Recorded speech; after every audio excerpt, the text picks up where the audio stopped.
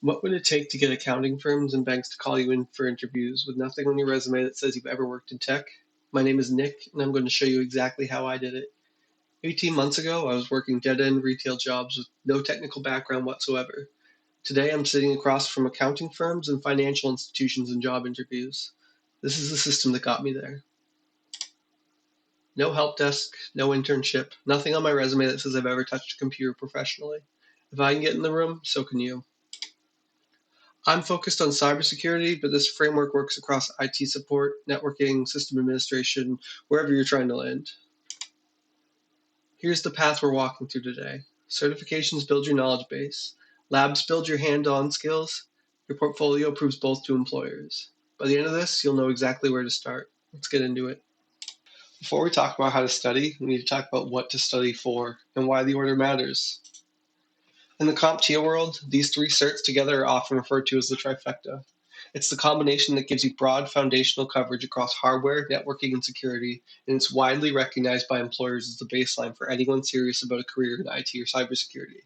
Getting all three isn't just about knowledge. There are strategic reasons to pursue them together, which we'll get into in a moment.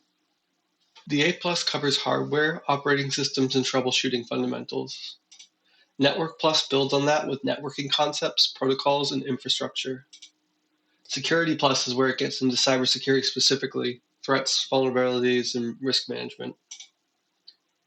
That's your order. Each one builds directly on the last. Jumping straight into Security Plus without that foundation is going to make the material significantly harder to absorb. A lot of people who want to go directly into cybersecurity will go straight for the Security Plus. And while it's a great certification, jumping straight to it without the foundational knowledge from A Plus and Net Plus makes the material harder to absorb and leaves real gaps that employers will notice. Here's something that most people don't know. CompTIA certs expire every 3 years, but higher level certs automatically renew the ones below them. The A Plus is the foundation. It only renews itself. Net Plus sits above it, so it renews your Net Plus and also renews your A Plus. Security Plus is the highest of the three. Renewing it pulls everything up. One renewal fee, 3 certs kept active. That's the renewal umbrella. If you're a student, CompTIA offers discounts and vouchers that can significantly cut the cost of these exams. Don't overlook that.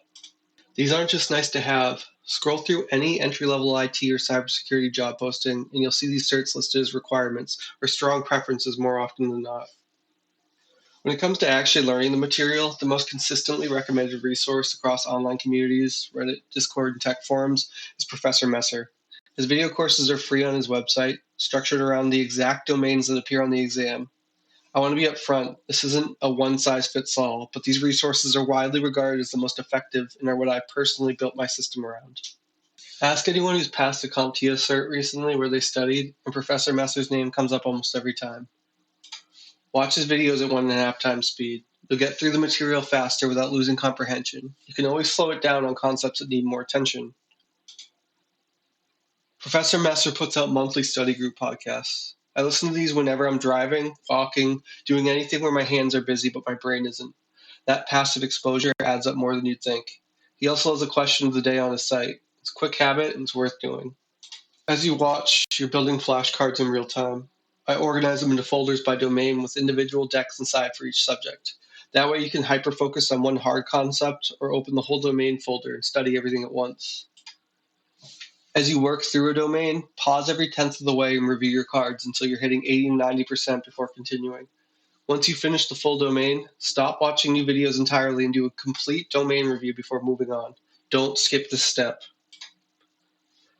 The goal is never just memorizing a definition. You want to understand what something does and why it matters. That's what gets you through the tricky scenario-based questions on the exam. One thing that's been genuinely useful for me is I'll feed my flashcard sets into AI and have it quiz me. It identifies the weak spots automatically and gives me targeted mini lessons on the questions I got wrong. I ask it to use a lot of analogies and metaphors because that's what makes abstract concepts actually stick. Flashcards and videos get you theory, labs get you understanding, and on the CERT exams, they're performance-based questions that require you to actually do something in a simulated environment. Without hands-on experience, those questions are brutal. These are your two main options for virtualization software. Both have free versions and both work well for this purpose. This is the setup I recommend. It's a domain controller, at least one Windows host, and one Linux machine. This gives you a realistic small network environment to actually work in. Once it's running, you have access to Active Directory, group policy, networking configurations, the same tools you'd encounter on the job. Performance-based questions show up on every CompTIA exam. They put you in a simulated environment and ask you to actually configure something or solve a problem. If you've never touched these tools before, you will struggle. Be strategic about which labs you run. Every hour in the lab should be earning you something, either towards passing your cert or towards your resume. Packet Tracer is a free tool from Cisco that lets you build and configure virtual networks without needing physical hardware. It's particularly useful for Network Plus material, routing, switching, IP configuration, and it complements your VM lab nicely. If you want guided, structured, hands-on practice outside of your own lab, try HackMe and HackTheBox are the two platforms you need to know about. I want to be upfront, these are primarily cybersecurity focused. They're not as directly useful for cert studying as your virtual lab or Packet Tracer. There are a handful of rooms that touch on the concepts that appear on the exams, but that's not really what these platforms are built for. Think of these as where you go to apply and expand what you've learned, not where you go to study for a specific exam. Try HackMe as the more beginner-friendly of the two. It's structured around rooms, self-contained learning modules that walk you through a concept hands-on. Great starting point if you're new to this. Hack the Box is more challenging and closer to real-world penetration testing. It's where you go once you have some fundamentals down and want to push yourself. Both platforms run capture the flag events, timed competitive challenges where you apply everything you've learned in real-world style scenarios. Worth doing even if you don't finish. The process is the point. For PBQ simulation specifically, Labs Digest and 101 Labs are designed to mimic exactly the kind of tasks you'll see on CERT exam day. These are worth bookmarking when you're in the final stretch of an exam prep. Once you feel solid on the material, it's time to start testing yourself. The most widely used practice tests in the community are James Dion's, available on Udemy. There are 6 of them, and the general benchmark online is scoring an average of 85% on those practice tests before scheduling your exam. I personally push that to 90. Professor Messer also sells practice tests on his site. They're generally considered harder than the real exam, so they're not essential, but if budget allows, buy both. If you're passing Messer's tests, you're more than ready. 6 practice quizzes, and you want 90% or better on each one before you schedule the real exam. Think of Messer's tests as the hardest possible version of the exam. If you can pass those, Dion's will feel manageable. Here's the system. Every wrong answer generates 2 flashcards, one for the correct answer and one for whatever you actually picked. This is the part most people skip. If you choose the wrong answer, that means you don't understand that term either. 1 wrong answer, 2 concepts to study. That's the insight. I make a deck for each quiz, Dion 1, Dion 2, and so on, and study each one while continuing through the remaining quizzes. I don't allow myself to retake a quiz until I've taken or retaken all the other 5 first. That way I'm building actual long-term retention, not just memorizing answers. As I go, I combine the decks, Dion 1 alone, then Dion 1 and 2 together, slowly building up a master deck that covers everything. Once I'm scoring consistently high on the master deck, I start retaking the practice quizzes. Only after 90% or better on each one do I schedule the real exam, typically 2 weeks out so I can keep reinforcing the material. At that point, I also start having AI generate fresh practice questions so I'm not just rememorizing the Dion set. New questions, same concepts, real retention. Certs demonstrate that you know the theory. The portfolio demonstrates that you can actually do something. For employers evaluating someone with no professional experience, the portfolio is often the deciding factor. Think of your portfolio as the physical evidence that backs up everything your resume claims. I use AI's deep research features to generate a list of marketable skills, then group those into a series of virtual lab projects. That gives me a roadmap for what to build that's actually aligned with what employers care about. The repo is organized into categories, so it's easy to navigate and looks intentional rather than random. Publish it to GitHub pages and put real effort into how it looks.